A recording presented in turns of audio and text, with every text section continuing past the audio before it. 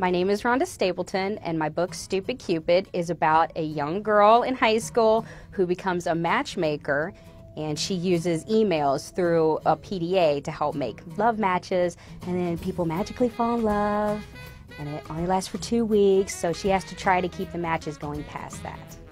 So I was sitting around with some friends, and we were talking, and I decided I wanted to have a teenager who had a really funny job. I just thought if she had a really unusual job, that would be something really cool to write about. And then I thought it would be really cool to have somebody be a Cupid. So then there's not just one Cupid, there are a whole bunch of Cupids. And, you know, so they can't fly, they don't have wings or anything like that. Instead, you know, they have other means of making matches. And my friend said, well, why not use, you know, technology to your advantage? And she was like, maybe they could send emails or something, and then the idea was born, that she became a Cupid who would send love emails, and so the spells would work that way.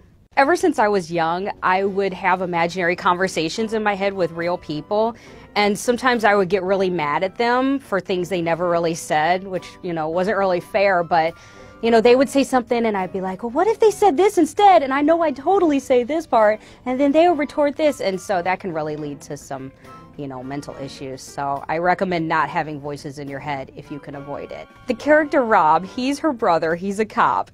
And my mom was telling me this story about her friend who has a brother who's a cop. What a coincidence.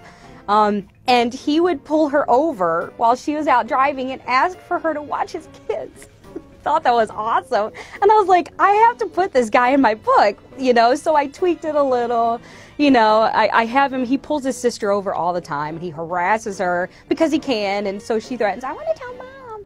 Flirting with Disaster is the next book after Stupid Cupid, and that one, poor Felicity, she didn't learn from book 1. So, you know, she decides she's in love with this guy. I'm going to get over him because I don't want to be crushing on him anymore because he doesn't like me. So I'm going to matchmake him with someone else. And she accidentally CCs the entire school on the email. So then she comes into school and everybody in school is in love with him. So now, you know, she is like his only refuge as somebody who's not crushing on him, which is, you know, a bitter catch-22. She has to just be his friend.